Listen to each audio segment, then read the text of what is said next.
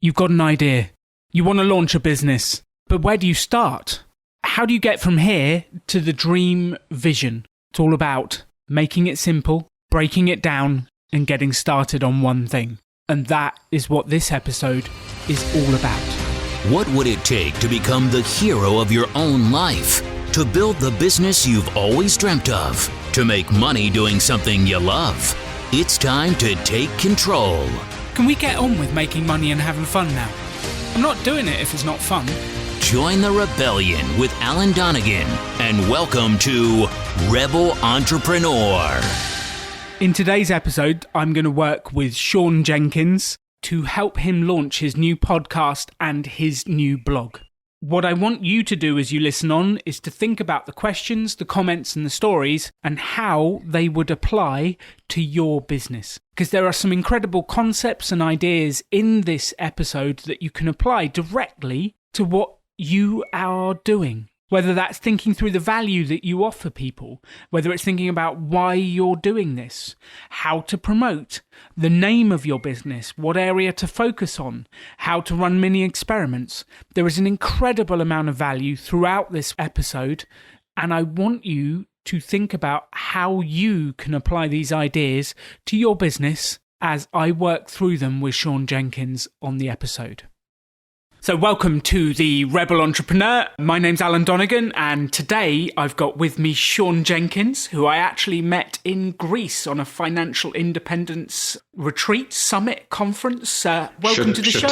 A Chautauqua. Awesome.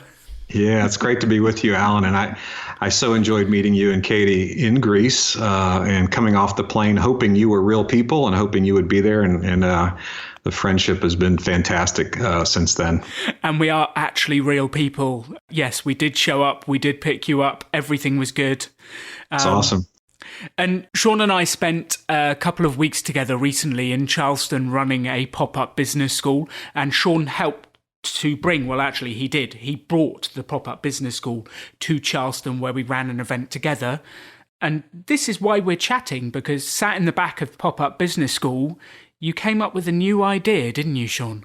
Yeah, the school was fantastic. And really the genesis of this, bringing pop-up to Charleston was in Greece. We were having dinner and you were explaining the pop-up program of helping entrepreneurs get their business off the ground. And I thought, boy, I would love to have you come to Charleston. And it took about a year and a half of planning, and we put it together. And so it was an inspirational 2 weeks. I loved being in the room. We had about 125 or so entrepreneurs starting businesses or growing businesses they'd already started. And I sat, kind of in the back and on the side, and it kind of, was just there the whole 2 weeks and enjoyed it. And I just couldn't help myself, but I just made notes and notes about what you all were teaching. And through that, I really had this kind of birthing in my heart to launch a new blog and a podcast to go along with that blog. And I'm really excited to get your feedback and thoughts and guidance on that today. So that's the conversation for today, which is how to get this blog, the podcast up and going, get it out there. And the plan is that through these conversations, helping someone to launch a blog and a podcast, the same questions that Shawn and I discuss for his are the same questions you need to discuss for your blog and your podcast, and going to help you to start up when you get going. So by listening to our conversation, I want you to imagine that I'm just doing this with you at home or in the car or wherever you are listening to this podcast. So Shawn, tell me, what's the idea? Tell me the idea to start with. Well, Alan, I want to create content that helps, in particular, my experiences in software. So I built a software company, a software as a service business, and it was so terrific to me and my family and our community that I want to, in essence, create articles, blog articles, content around the experience. In addition to that, podcast interviews with founders and leaders of software as a service businesses. And so the idea, I kind of trace it back to a couple experiences. The first experience that I had with blogging was right before I took our company public, and had started a software business back in 2000 called Benefit Focus, and it was growing tremendously, and I always wanted to do an IPO. And so as we approached that milestone, I was getting this education or training from people who take companies public. And one of the things they said is your communication will change as a public company. So whatever you do today prior to being a public company, you'll be able to continue to do. And I thought, okay, what do I really enjoy doing and communicating? And let me make sure there's a proper format for that. So I actually created somewhat of a personal blog prior to our IPO so I could continue to talk to people. I love to talk to people about their career, businesses, interacting with other entrepreneurs and so forth. And I did that several months before the IPO, and I continued that for a couple of years. I thought, well, I'll learn that I really enjoy this or not, or the type of content that I might be good at producing. And I did that for several years. And then, as you know, 2 years ago, I decided to effectively do the retirement early thing. I've been following different blogs and podcasts on the whole financial independence, retire early.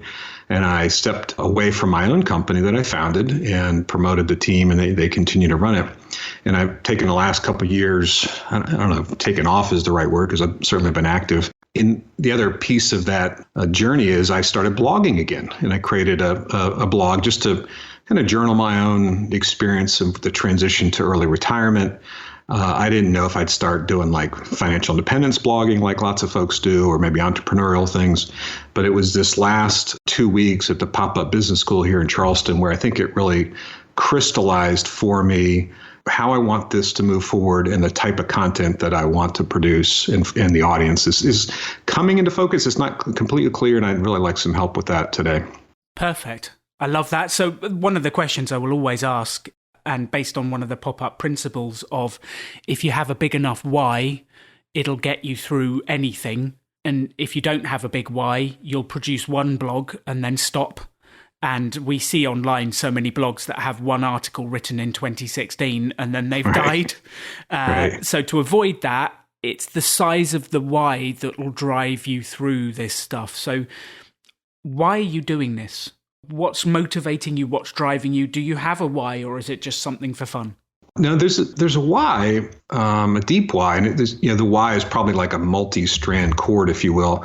A big part of it, and the essence of it is, as I have built my career and the business that I was fortunate enough to be part of and build, I was always starving for behind the scenes examples. Like I just, if I'd meet someone who had built a business, or read somebody's book or read their blog, and I was just so hungry for not purely just the advice or the how-to, but more so, what was it like? What was it like to get your first customer? What was it like to lose a customer? What was it like to hire someone? What was it like to raise money? Or when you put your board together, who did you talk to? How many people did you talk to get that board member? Did you get the wrong board member? How'd you deal with investors?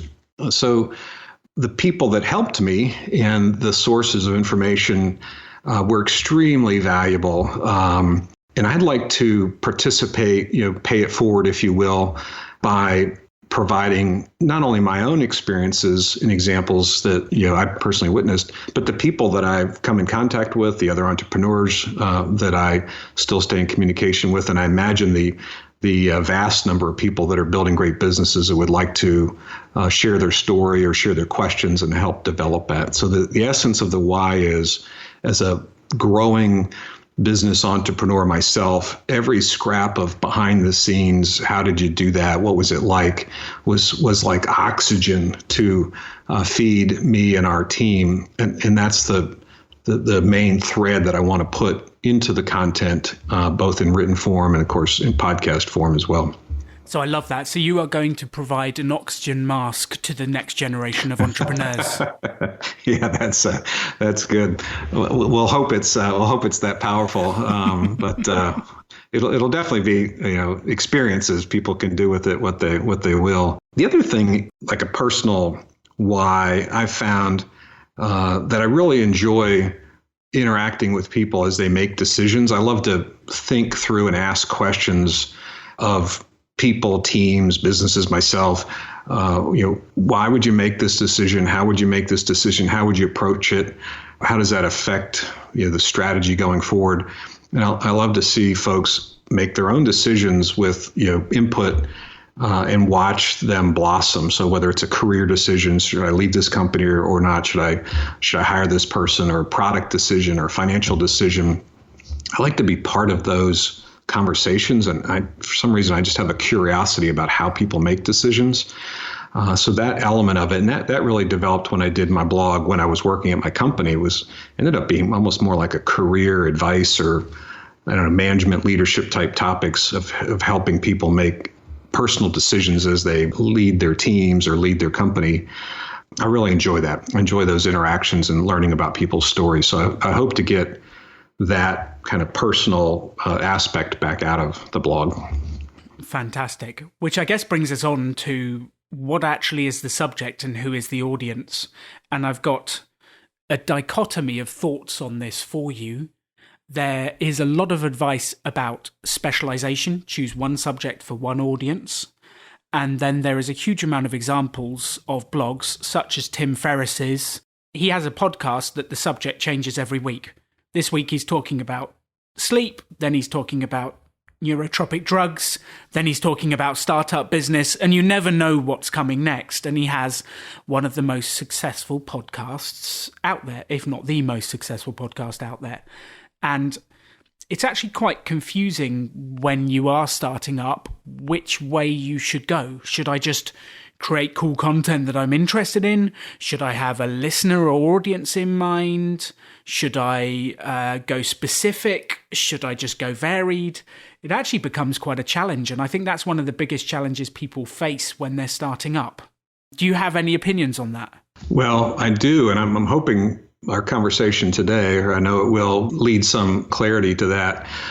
Yeah, I've read a lot of articles on this exact topic of, even how to name the blog. Should the blog be named, something that is specific to your content? Should you use your personal name? So a couple of years ago, actually, when I was still working, I thought, well, at some point I'll transition to this, take a couple of years off thing and then maybe do something different. And I bought some different blog domains, as we all do. Probably everybody's carrying around a basket of domains that they own. And I bought both types. I bought one called Platform for Good, which is a frame of reference. I always think of a business as a platform for it to do good, provide jobs, provide economic development, great products, and so forth. And then I also bought ones that had my name in them. So I actually was fortunate enough to get ShawnJenkins.blog early on. And I've had both of those. As I transitioned out of my full-time career work, I purposely wanted to take 2 years off. I had this clear thought in my mind that I wanted to essentially do nothing for 2 years. That's why I ended up in Chautauqua in Greece, just hanging out with you and my wife and whatnot. But in that 2-year gap period, which just wrapped up a couple months ago, and I'm not really getting back to work, but I'm starting to think more actively about projects like this. I did start a blog, and I purposely chose Platform for Good .blog because it was a little bit more of a broader umbrella. And I wrote different types of articles just to see what I would enjoy, to see what might take. I didn't spend money like promoting it or anything like that. I just began to talk. Some of it's about financial independence. Some of it's about early retirement. There are articles that I put out there about software businesses and how to grow a software business or bring products to market and that kind of thing.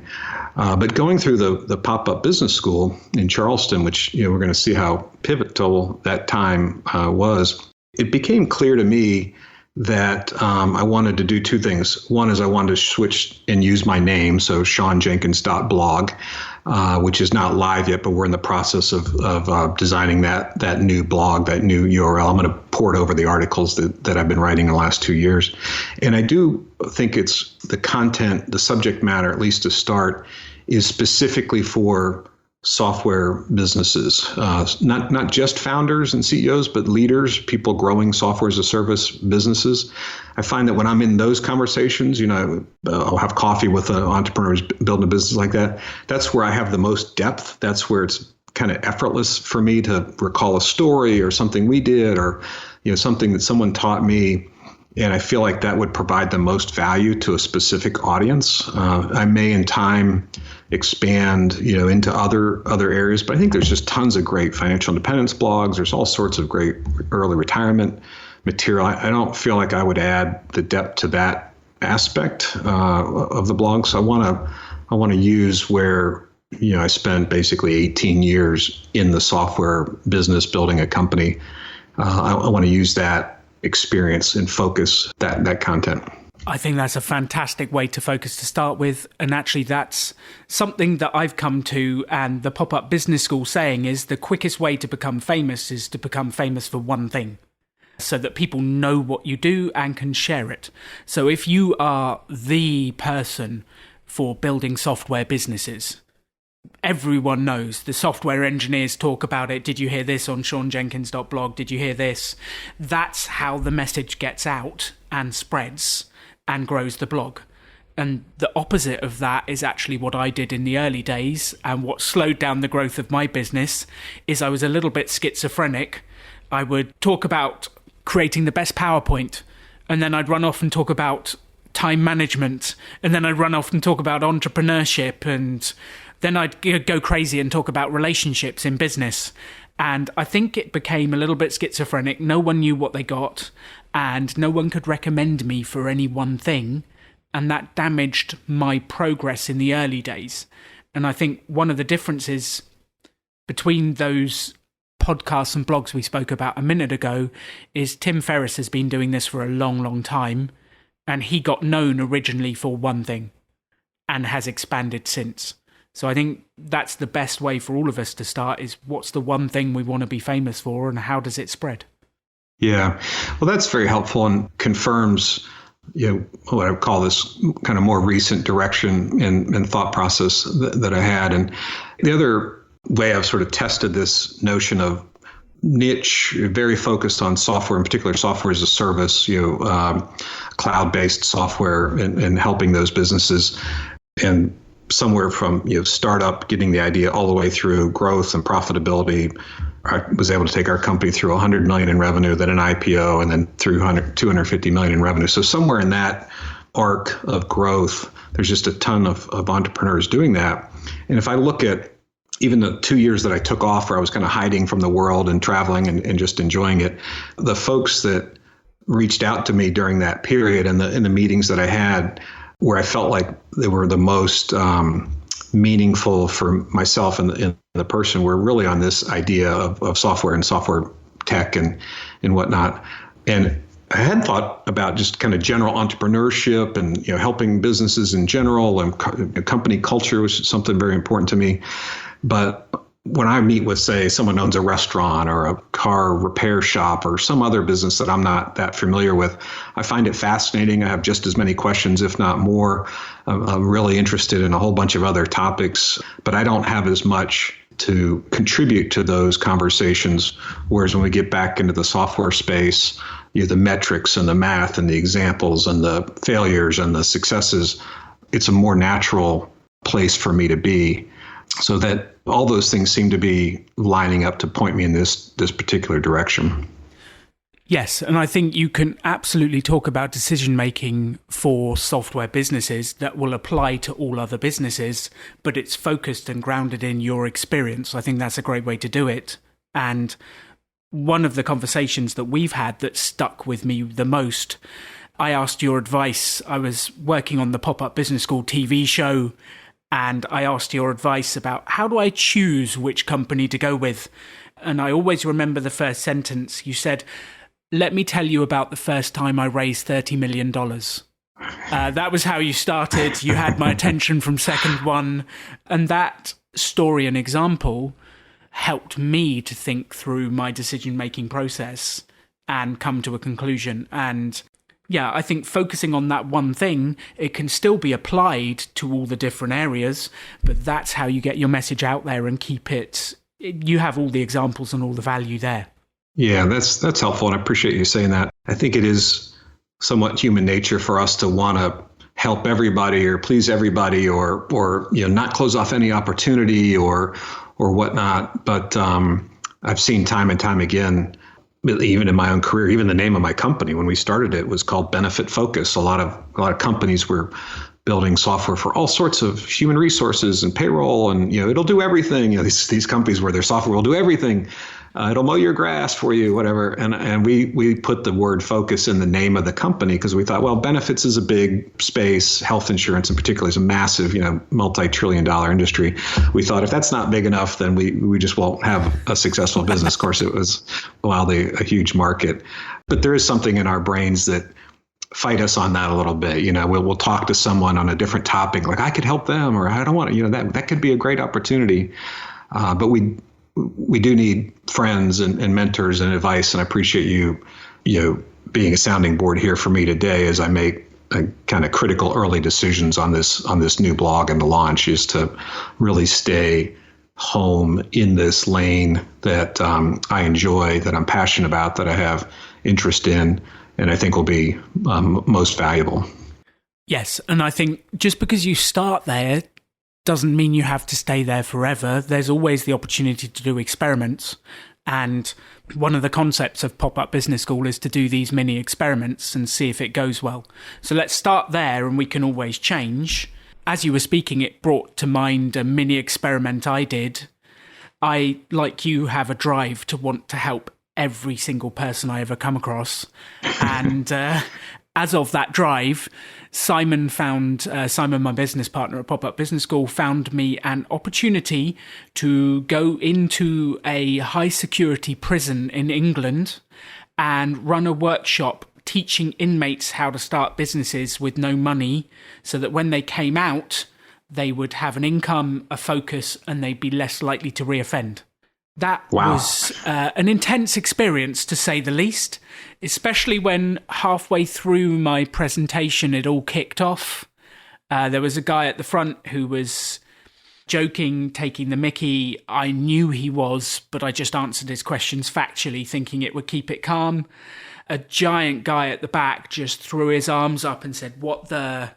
Insert many expletives. He threw his book down, stormed out. People started shouting. Oh my goodness. There I am, sat at the front of this this thing, thinking, is it all going to kick off? Are they going to fight? Does anyone actually want to start a business? Why am I here? And I think out of a desire to do good and to want to do good and do experiments, I tried to help people that I was not yet equipped to help. And my advice would definitely help, but I was going in at too early a stage. There was multiple problems that needed dealing with before I got there to help start businesses. And I think becoming the expert in helping a type of person or a person in this situation is actually really valuable. We can still go and do mini experiments in prisons. I can get you a date if you want to, Shawn. Thanks. And then we can bounce back out and see, did that add value to them? Did it add value to me? And then go back to sticking to what we're good at, or change if we want to. And I think sometimes those experiments work and sometimes they don't. I think that term, and I've heard you use that when we had the pop-up school here, the idea of mini experiments is helpful. Yeah, I want to be open to serendipity. Like I'm in a phase of my life where I have a really successful business kind of in the book, so to speak, as far as starting it, growing it, and whatnot. I purposely wanted to take this time off, and part of the whole joining the financial independence community by going to Chautauqua with J.L. Collins and you and the guys from Choose Fi and so forth was I wanted to open my life up to serendipitous moments. I ended up in Greece. I'd never been to Greece before, and later to Portugal at the Chautauqua this past year with you all. And it's broadened my life. It's made new friends. You guys have now been to our community, and in an interesting way, opening myself up to effectively a mini experiment, in this case, life experiment with changing my career, joining a new community, traveling, spending time and whatnot. It's actually brought me back and confirmed for me, and I'm just now getting this as we're having this conversation, so it's extremely valuable, that experimentation or that serendipitous moment or saying yes to on a whim to do these different things has actually allowed me to step away and effectively look at my career and what I enjoy doing. And it's bringing me back to the same place, which makes me feel even more confirmatory, if you will, on this idea of I love building software businesses. I love being part of software teams. I love being around people that are building, technology businesses. And if I had transitioned right from my company right into doing that again, I don't know that I would have trusted my instincts enough on that. But now that I've kind of journeyed around the world and coming back to it, I feel even more at peace with it, if you will, or, centered on it might be a better way to say it. I love that. And one of the examples we always give at Pop-Up is, how do you know which type of business you're going to enjoy running, what type of podcast you're going to enjoy running? And I always say to people, do you enjoy ice cream? Do you enjoy ice cream, Shawn? I do enjoy ice cream. How do you know what your favorite flavor is? You try a lot of different types of ice cream. If you're anything like me, you go to the grocery store, you buy all of the ice cream, you try every flavor, and then you work out it's half-baked is the flavor.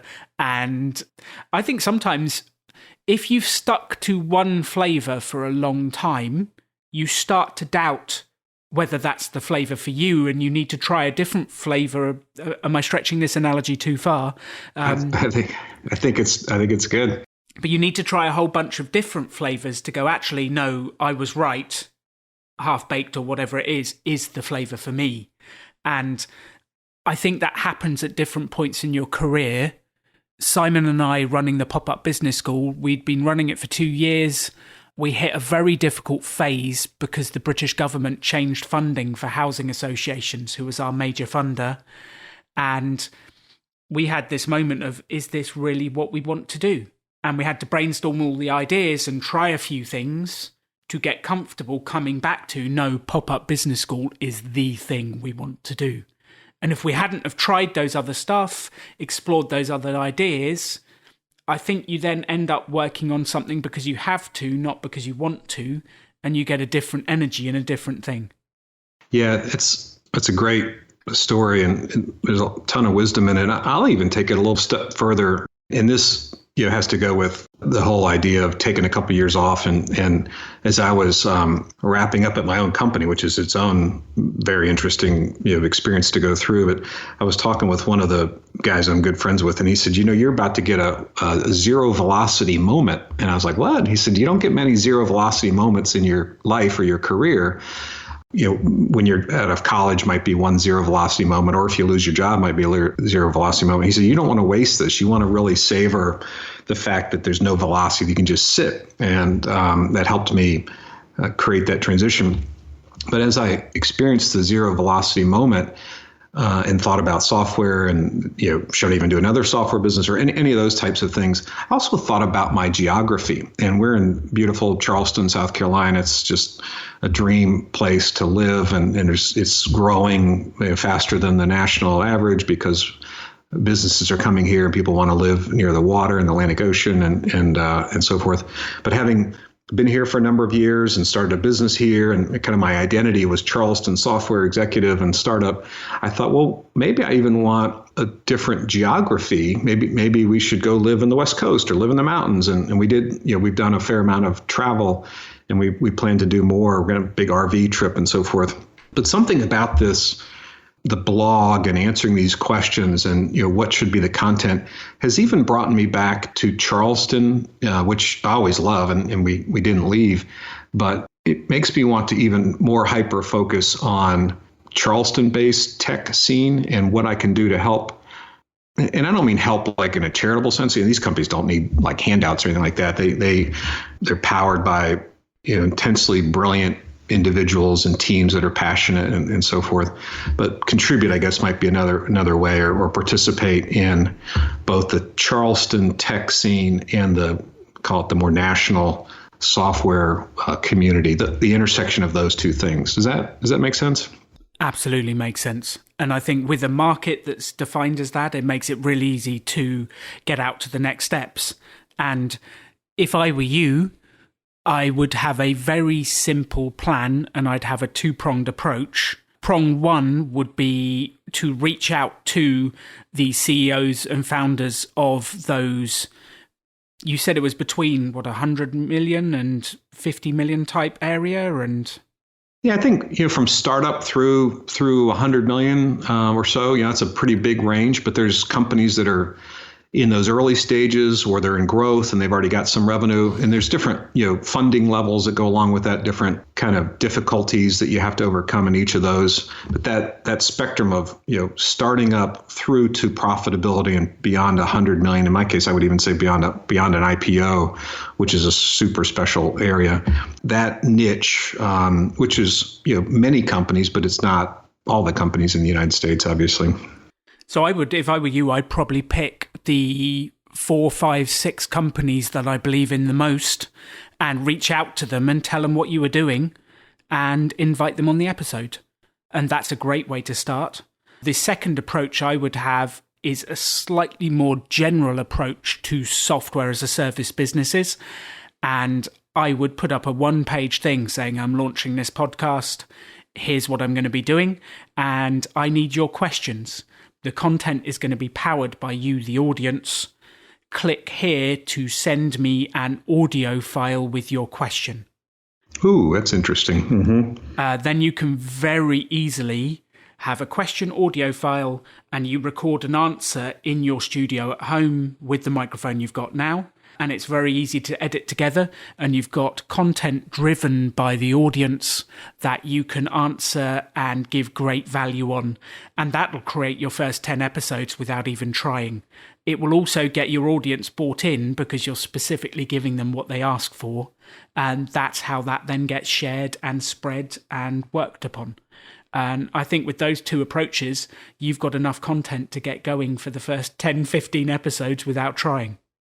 Goodness, that is beautiful, man. I'm just like taking notes as fast as I can. I love this idea of the 2-prong approach because that helps me think about it. Simple framework. And I got my whiteboard here, and I'll write this down. But 4 or 5 entrepreneurs who have started businesses that I can just put a simple call out to or email or whatnot. And those can be some episodes. And then this idea of putting a page on the new blog where people can record.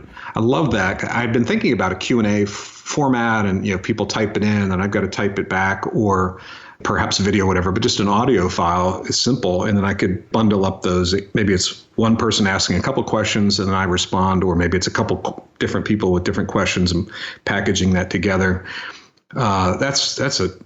It just feels good to my soul there, Alan. Thanks for giving me that one.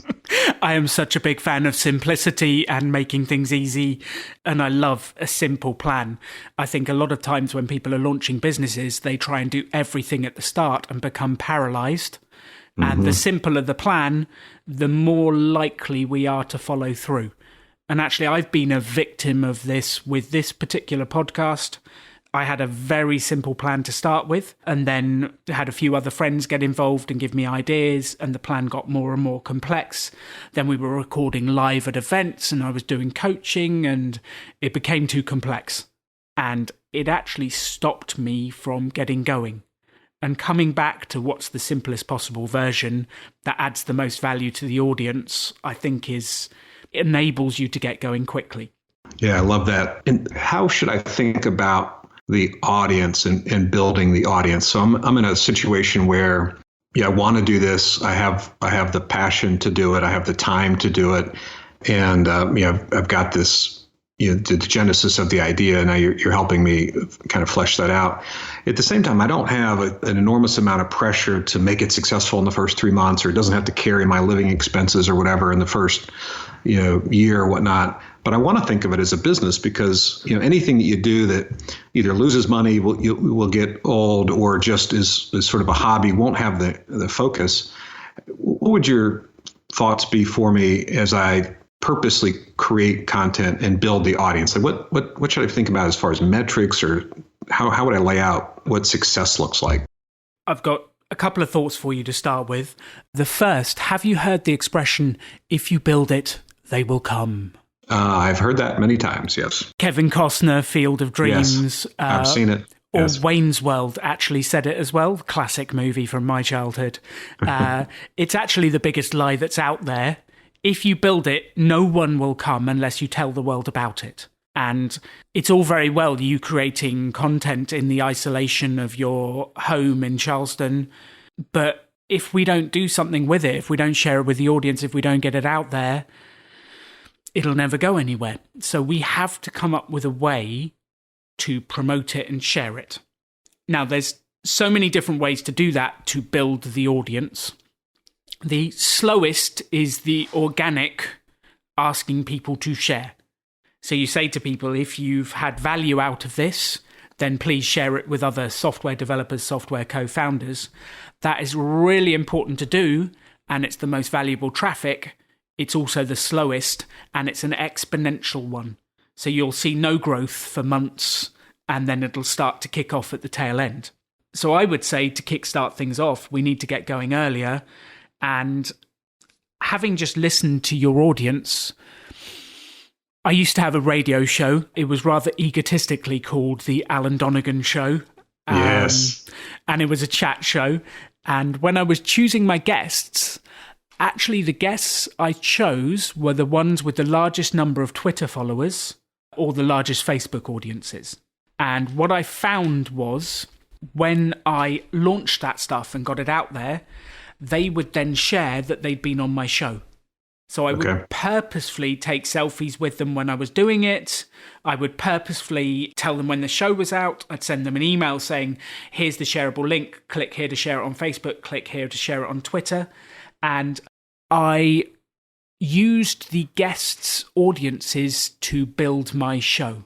Now, when you start, it's great to get a big guest. It's great to do that. You've got specialized knowledge in the area. I think you could find 3 or 4 founders who have big companies and big platforms that we could very easily use to spread the word about your business. And that's going to give you a greater velocity at the start than just trying to build it on your own. That's terrific. It reminds me of this concept out of a book called Blueprint to a Billion. And I read this book a bunch as I was thinking about scaling our business. And great title. They call it the Big Brother effect or the Big Brother strategy, where a smaller company gets a large customer. In our case, it was large health insurance companies, Blue Cross Blue Shield plans and so forth. And then you kind of come underneath their halo or their Big Brother effect and then help them promote you to their customer base or their audience. And also they kind of give you the seal of approval, if you will, so they're associated with you. But I hadn't thought specifically in terms of this new blog of reaching out to people I know or I guess maybe know somebody who knows them and including them, because I was so focused on early stage particular entrepreneurs. But this could be a bit of a blend. So maybe there's early stage companies that are really getting going have great questions, and then every so often maybe a successful business that's on the other end of the spectrum that could be part of the podcast as well. Absolutely, that you're intrigued about, that you want to ask questions of, that will provide as much value to your audience listening as you do. Getting those people on could absolutely launch. And that halo effect you've talked about, having the stamp of approval, and you see this on so many people's websites. So the website will start, here's our podcast, here's our blog, and then it will have an as seen on section. Right. And it's as seen on CNBC, as seen on ABC, as seen on, ours says, because we're a British company, ours says, as seen in the Telegraph, as seen in the Times, as seen on the BBC. And those kind of stamps of approval are that you borrow the trust people have in those brands. One of my very, very early days ones, when I was launching my presentation skills business, my first ever properly big client was Microsoft. And that was a game changer to get that client, because when I said to other clients, oh, I run this course for Microsoft, they had this moment of, oh, if you do it for Microsoft, that probably means it's good enough for me.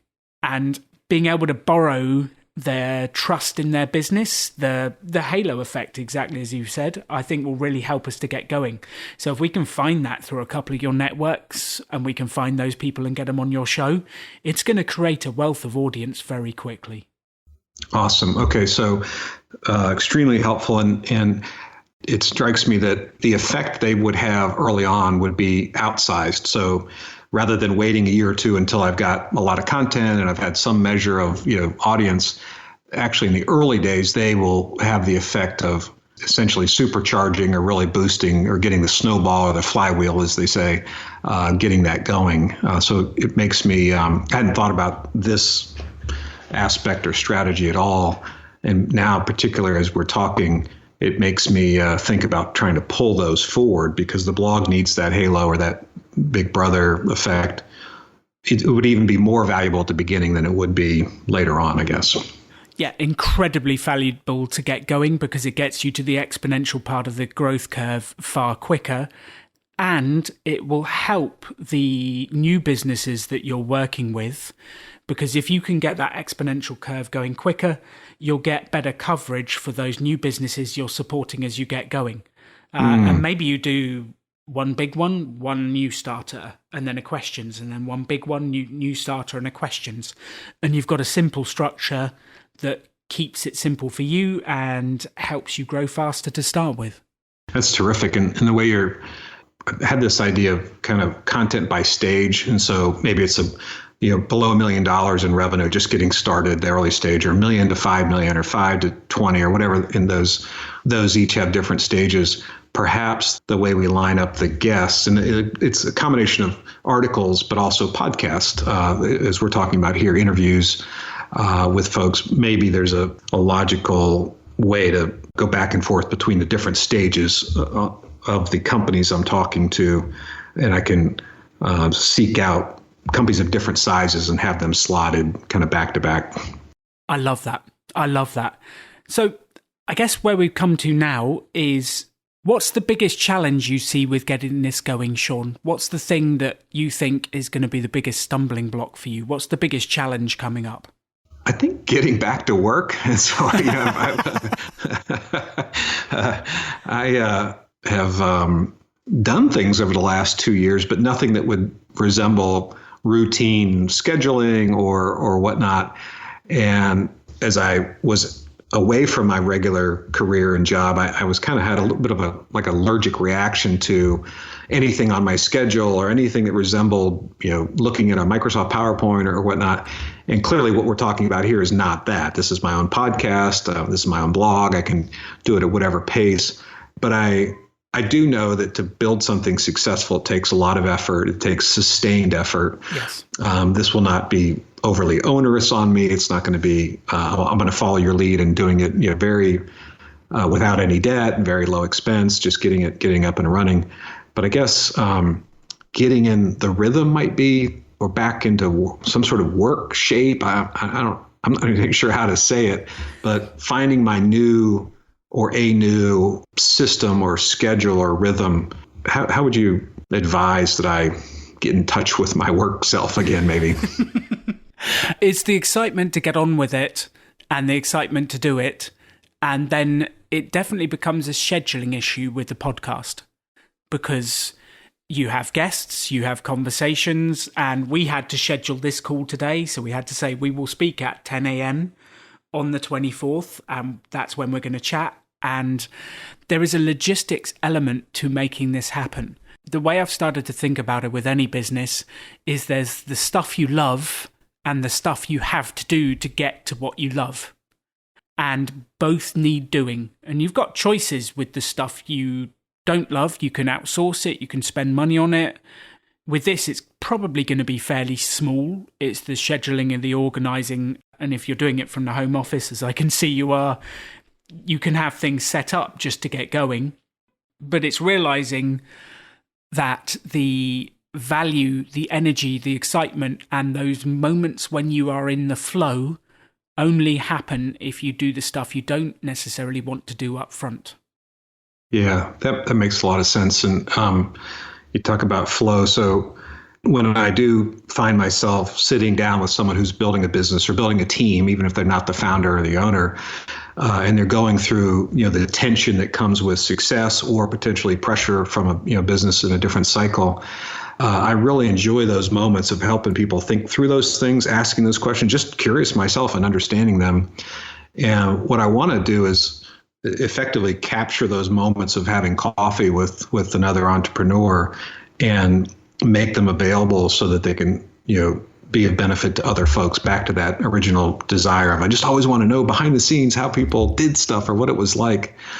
the way you said it, the stuff you love and then the stuff you need to do to get to the place where you have the things you love. I guess it might be boiled down to just the administration of setting up my system. I do now have my microphone and my headphones. Thank you because you booked this call with me. And I was like, I got to have a good microphone to talk to Alan because he's a pro. So you've sort of given me a boost even before we started the call today, putting the gear together, getting the recording equipment, and then getting the call scheduled and so forth. I'll spend time today and this week, and I'll just make a little list for myself of getting the tools and the administration set up and then working on the calendar. That's very helpful. Yes. And I think whenever it's launching a business, the ideal is what's the 3 things you need to do? 1, set up the schedule. 2, make sure the kit works. 3, get the first guest. And I think it's boiling it down to a very simple thing you can get going, because launching a podcast can be as complex as you want. It can be as big as you want. And you've got people like NPR who do it with teams of 12 to 20 working on one show. And then you've got one man or one lady bloggers who do it all on their own. So the question is, how complex do you want to make it? And I get the feeling that you don't. So my question is, what's the 3 things you're going to do to get going? I think scheduling the first guest. So having the scheduled pressure to put the kit together, and you've already helped me get part of the kit going by booking this. So if I work today in the next couple of days, maybe this week, to get my first guest or first and second guest lined up and maybe put on the calendar, then that will help, in my mind, force me, because I like things to be done correctly, obviously, as you do, and I'll have the pressure to ensure that I know how to record. I'll probably go above and beyond by, testing the recording with my son or someone like that. So I'm going to start with getting the first guest scheduled, followed by filling out my toolkit, as you say. So I've got some work to do on the recording and that kind of thing. And I do have a friend that's going to help me. He's helping me both get the new blog set up, but also experiment with some of the podcast. So putting the team together, but not a big team, not employees or anything like that, associates, as I would say. So schedule the first guest, get that on the calendar, and then work backwards to make sure I'm prepared for it. I love that. And then we'll be launching ShawnJenkins.blog, putting the oxygen mask on software as services businesses.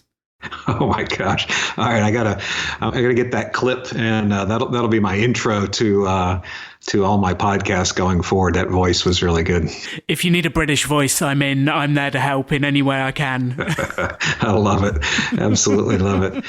Well, this terrific. has been fun. Will you come back on in a few months' time and let us know how it's gone? Oh, I'd love to. And it's a real honor to be part of your podcast and just work with you again, the Pop-Up Business School or going to Chautauqua, and opening myself up to serendipity has brought a great relationship with you and your wife, Katie, and our family, and also brought me into this broader financial independence community and the Pop-Up Business School community. And so I love to be back on the show if you'll have me in the future, and also can't wait to see all the great content that comes out of your new podcast as well. Thank you, Shawn. And so just to confirm, anyone who wants to find this new podcast and blog, it will be Shawn Jenkins, SHAWN Jenkins.blog. That's exactly right. And look forward to seeing you soon. Perfect. Thanks for coming on the show. Thank you. You've been listening to Rebel Entrepreneur with Alan Donegan. Be sure to subscribe on iTunes to get new, fresh episodes as soon as they've launched. To stay up to date with the Rebellion, visit choosefi.com/rebel. Thanks for joining the Rebellion.